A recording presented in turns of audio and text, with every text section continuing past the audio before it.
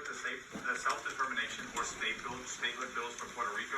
And two, Senator Ossoff says that you'll be looking into allegations of sexual misconduct by members of Congress against night shift custodians who clean the Capitol complex. What is Congress's responsibility to protect the custodians who clean these buildings? Well, on the statehood issue, that's up to the people of Puerto Rico. That's up to them to decide whether they want to be a state. And then we'll see what happens after that. I love Puerto Rico. I felt embarrassed by how President Trump withheld resources for them after natural disasters and the rest.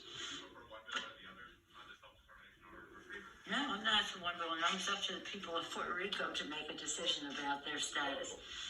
In terms of your... Wait, what? It's up to the people of Puerto Rico to make a decision regarding their status. I fully respect Speaker Pelosi's position and role as Speaker of the House, but this kind of statement is completely unacceptable. And I'm going to tell you why. Because the people of Puerto Rico have already voted on 3 occasions to reject the current territory status, and more voters have favored statehood than any other non-territorial option.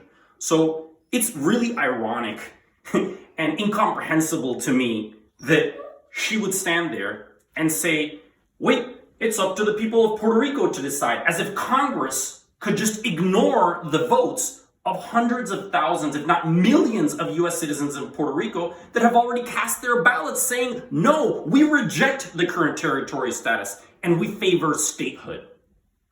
And in reality, it's problematic for 2 main reasons. The first is that she's actually skirting Congress's responsibility to facilitate Puerto Rico getting out of a colonial territory status that treats us unequally, unfairly, and that denies us full voting rights at the national level, even though we've been American citizens for over 100 years. And that doesn't make any sense, because Democrats have argued as recently as last November that every single vote should be respected. And they're engaging in exactly the same election denialism that they accuse the Trump camp of engaging in immediately after the election. Well, guess what? In 2012, the people of Puerto Rico rejected the current territory status and favored statehood by 61% among the options that were offered that were non-territorial. In 2017, again, voters in Puerto Rico went to the poll and favored statehood over all of the non-territory options. And in 2020, in case there was any doubt about it, a simple question was put forward to the voters. Would you want Puerto Rico to be admitted immediately as a state? Yes or no? And guess what? A majority of 52.5% of voters chose statehood. That means that we've already decided. So saying you don't favor one bill or the other, and that the people of Puerto Rico should decide, is actually being in election denial.